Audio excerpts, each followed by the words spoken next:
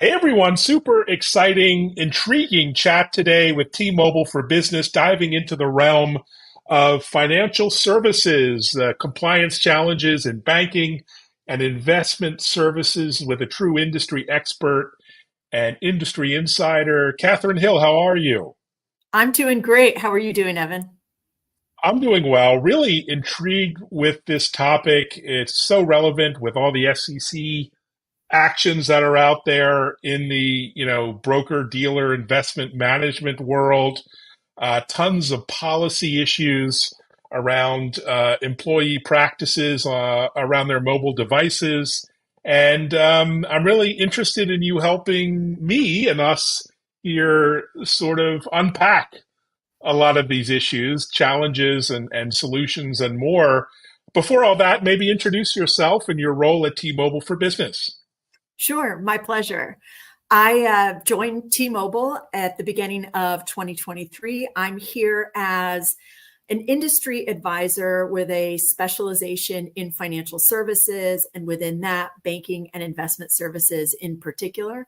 I'm a 25-year veteran of this industry with long Wow. stints in institutional brokerage and asset management. I have been a regulated employee of a broker and of an investment company. So I bring that experience to the table. And I am now working on helping the organization, help clients, help financial institutions make compliance on mobile devices as straightforward as possible. Well, you make it sound easy, but there's a lot to unpack there when it comes to compliance. Let's start with the sort of state of the union when it comes to compliance. What There's so many nuances and subtleties and layers of the onion to peel back. What do you even mean by compliance these days? What's the current state of affairs when it comes to all of the different standards and challenges and requirements out there, compliance wise? That's a great question, Evan. Thank you so much. Yes, compliance is a very broad umbrella, even within banking and investment services. There are rules and regulations and laws pertaining to financial transparency, pertaining to uh, there's the Office of Foreign Assets and Control, Mm, which oversees adherence with sanctions. There's Know Your Customer. But the compliance that we're specifically focusing on is adhering to SEC requirements for electronic record keeping in business transactions. And mm. those transactions can be with clients and not just individuals. It can be institutions, governments, but also in transactions with business partners, so other traders, for example. There are some tight requirements that the SEC has for broker dealers and investment companies in particular, and that's what we're here to talk about today. Yeah, and I've been following the news media. I've been following these, multi-billion dollar fines that they've started issuing over the past year or more related to this area. So, what are the SEC recording requirements on mobile devices specifically? Maybe unpack what's required and kind of who's impacted by these requirements now. Sure, absolutely. There isn't a specific rule that says when you're on a mobile device, you need to do this. There is a requirement that all business transactions are recorded and archived. So that is very much an automated process now in emails. That's been the case since I started in the Mm, industry a few decades ago. Where we're seeing a gap is it so happens, and I don't think there's any malice of intent here, but in conversations that are more and more happening via text or even via international communication apps like WhatsApp, that those are not being recorded and oh, archived. wow. There's been a lot of discussion, a lot of industry attention, press attention around employees of large banks and brokerage firms having WhatsApp communications or text communications that got them into some hot water with the SEC and resulted in 7, 8, 9-figure fines. But the issue wasn't that they were using WhatsApp or using text messages. The issue was that that those communications weren't being recorded and Ah, archived. So if those messages are being archived, that actually, from what we've seen so far, having that a policy or piece of technology in place is satisfying the requirements around SEC record keeping,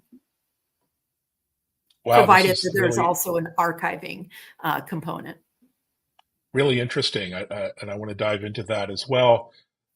What's the implication of not complying with these SEC requirements? Why does it matter? I guess it's a big picture for executives and others in these firms. Well, funny you should ask. I've noticed in my experience in this industry that 100% of financial services executives care about the bottom line. And these SEC fines are having a pretty major impact on the bottom line.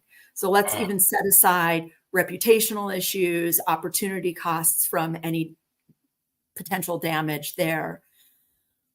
This industry so far has uh, been on the receiving end of $2.6 billion in fines in less than 2 years around noncompliance with record keeping, wow. based on conversations that are happening on mobile phones via text or WhatsApp.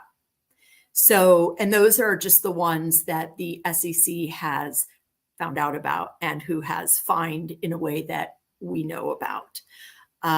So there is a huge financial component. When this first arose, there were 16 firms named, the majority of which were fined over $100 million. I think $125 million per firm just Wow. for a violation was the average. And this is just continuing. We're just seeing more and more on top of that, with new firms named, some firms being named twice.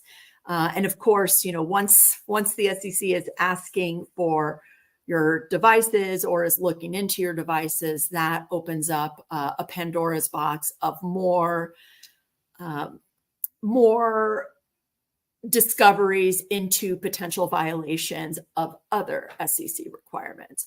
So the bottom line here is there are a lot of good reasons, financially and operationally, to have something in place, whether that's a policy, a piece of technology that is going to help mitigate the risk of getting into hot water with the SEC.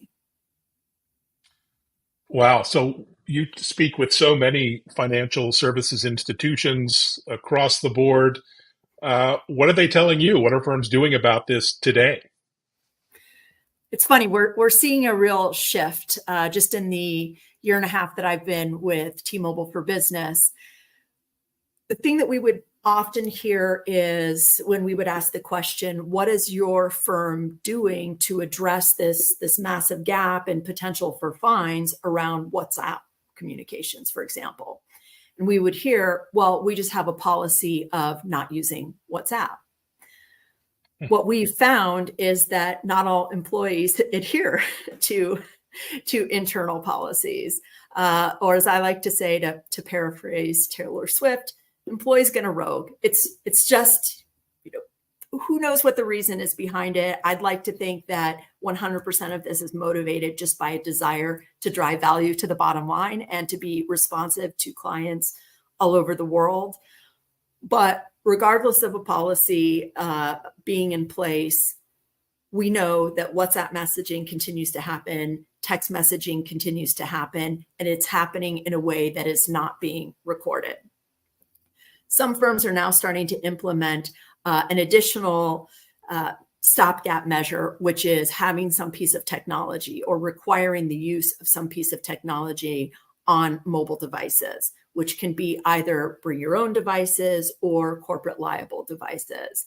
This adds another layer of insurance that messages that do happen, text messages, WhatsApp, whatever the preferred communication platform is, are going to be automatically recorded and then archived according to archival requirements, which I believe is 5 years. Interesting. And let's talk about the T-Mobile for Business solutions to this challenge. What exactly specifically can you offer today to these firms to ensure compliance? Absolutely. We have a product called T-Mobile Multiline. This is an app that sits on mobile devices, phones, of course, but also tablets, even laptops. What it does is provides essentially a virtual number through which employees can text, or if the company allows it, use WhatsApp to their heart's content in all of their communications with other business partners, traders, et cetera, as well as their clients in the US and all around the world. This app automates the recording process, and it also integrates with known archival platforms that provides the archiving at the required security level for this industry, which, as you can imagine, is quite high. Yeah, absolutely. It sounds like this is available today. It So is no need to available wait. today. Absolutely. And I'm delighted to say that we have 7 of the 10 largest financial institutions who are currently using this in some capacity. Well, that's really intriguing. I hadn't realized there were off-the-shelf solutions to this real challenge.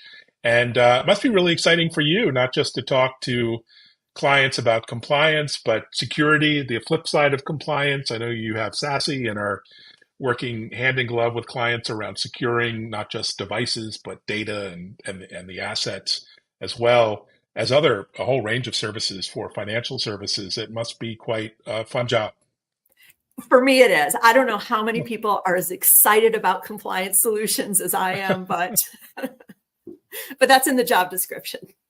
Awesome. Well, your enthusiasm is so infectious. Congratulations on all the success in helping customers. And I can't wait to see more innovation from T-Mobile for Business. Thank you so much, Evan. It was a great pleasure to speak with you today. Thanks, Catherine. Take care.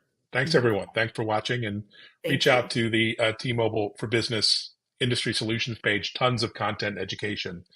It's worth a look. Thanks so much.